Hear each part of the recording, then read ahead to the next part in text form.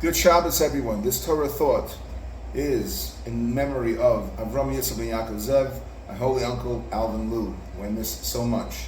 The Torah tells us in Dvarim, the 16th parak, 18th pasuk, Shoftim v'shotrim titam lacha.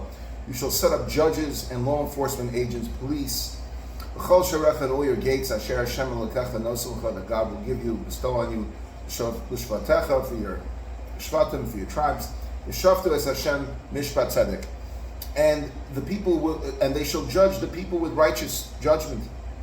Our view, the Torah view of justice and governance, is different than those that make its citizens live in terror.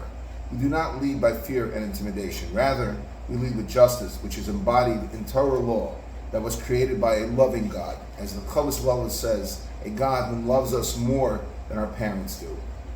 As such, the Parsha tells us this, that it all starts with Shoftim, not Shotrim. We are not like the Taliban and other oppressive regimes that lead with laws imposed by radicals who sow the seeds of fear and whose hallmark is terror and mayhem.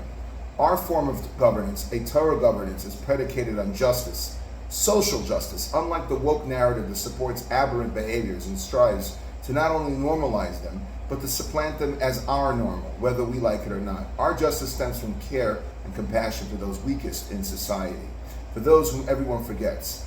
The Navi Isaiah, Yeshayahu says in chapter 1, till the 16th pasuk, he says, enough of your davening and your karbanis, and who asked you to come into my base of English? He's talking about the fake frum of that generation, who would think that they could do anything they want as long as they bring karbanis. Hashem tells them, I'm not interested in your sacrifices or your long prayers and shukling. I will close my eyes and shut my ears.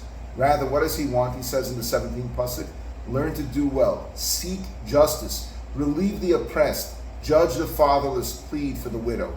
Hashem wants justice rooted in kindness and love, and in the respect for everyone, especially for the weakest and the downtrodden among us.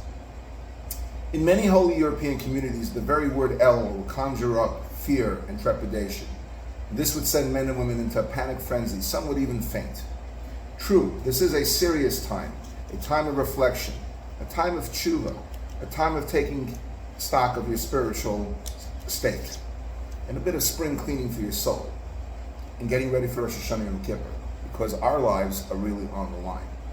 Chazal tell us there are two types of fear, rohumus, and then there's a fear that is predicated on love of Hashem. How could we do something against Hashem because we love Him so much?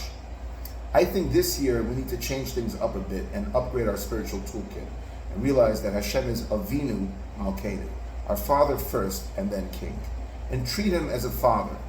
For crying out loud, ask Him for the keys to the car. Ask Him for anything. He's your Father. He loves you more than anyone else does.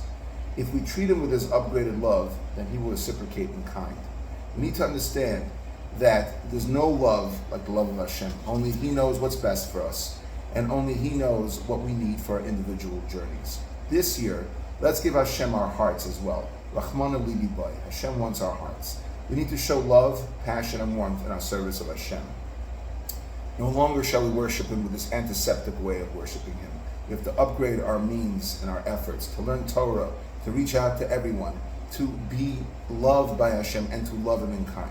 And this is what we accomplish at BJX, a place where we offer unconditional love, where we turn no one away. Thank you for listening. Wishing all Eksiva v'chasima toiva.